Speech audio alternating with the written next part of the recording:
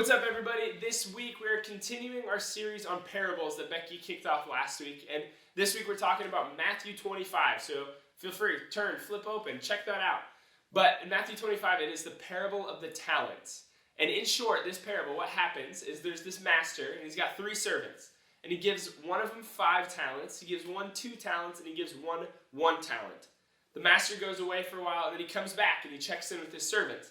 The guy who had 5 doubled what he had and gave 10 talents back to the master. The master was pumped. He was like, well done. You did a great job. Goes to the guy with 2 talents. He did the same thing. He doubled what he had, and the master was so happy and excited. But the guy who had 1 talent did something different. He took his talent, and he dug a hole, and he buried it so that it would be safe. And then when the master came, he went and dug up his talent. I don't know where he kept it. Dug it up, gave it back to the master, and the master was frustrated.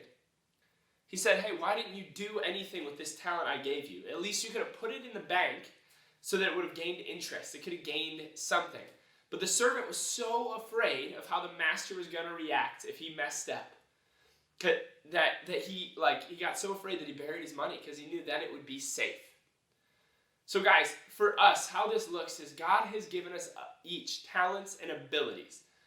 He's given us different social spheres and circumstances that we have the opportunity to influence.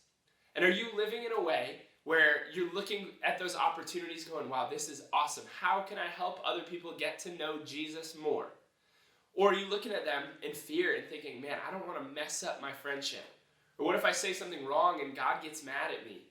Or what if I say something wrong and my friend, I push them away from Jesus? There are so many fears that can control us and can lead the way we live. But this parable, what it's talking about is that we need to live in a way where we say, man, God, thank you for what you've given me. How can I use that to help other people get to know Jesus more, to help the kingdom of God come down here to earth? So this week, are you living out of fear?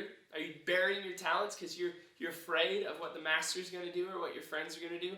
Or are you living in a way that is helping the kingdom of God come to earth? Because the reality is that we're on the winning team.